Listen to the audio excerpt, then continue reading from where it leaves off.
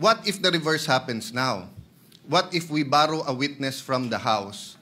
Papayag, is that the new rule now? Shouldn't we keep the old rule na kung sino may custody, yun ang mag-keep nung custody niya, Mr. President. Tama po si Senator Lacson na may legal at physical custody. Pero it's always the committee and the Senate who decides the physical custody.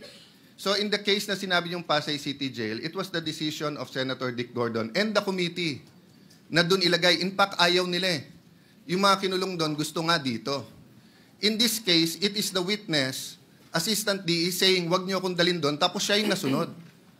So the issue here is not only the physical and the legal custody. The issue also is the integrity of the Senate, the perception that if we don't have him here, de lahat na lang ng witnesses sasabihin, wag tayo doon. Paano kung wala rin silang tiwala sa PNP? Wag sa PNP, lilipat natin sa NBI.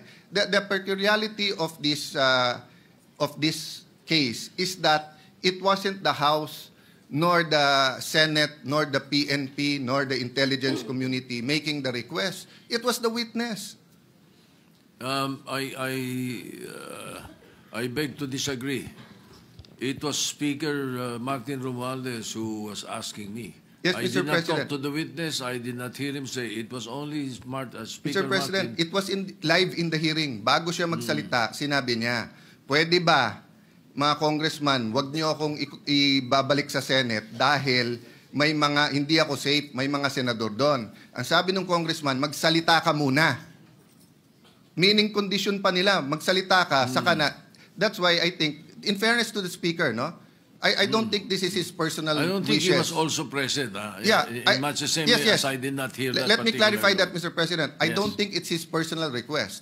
I think he was conveying it as Speaker to this chamber in the same manner na pag may request kami sa House, either the Majority Leader or the Senate President will request it. But hindi naman po alam ng tao na ang request ay formal eh.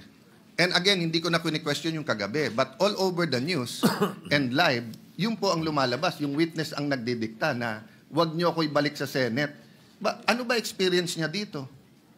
Ano ba ang ginawa natin sa kanya? Di ba? Wag siyang ibalik sa Senate for detention. Pero Yes. we will never allow that he not be brought here back when Agree, he Mr. needed. President, As a but matter of fact, if you move for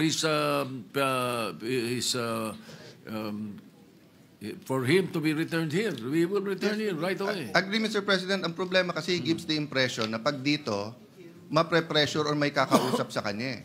Yun yung impression ngayon eh. Which I think is unfair to all of us.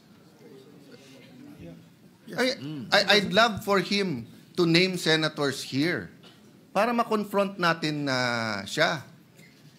But anyway, Mr. President, Yes, I think we okay. vented the, I don't know the pleasure of my colleagues. So may I yield to Okay. Senator So Marcoleta? just to ventilate more on what the minority leader was saying, let me just place on record so that the public will know. You know,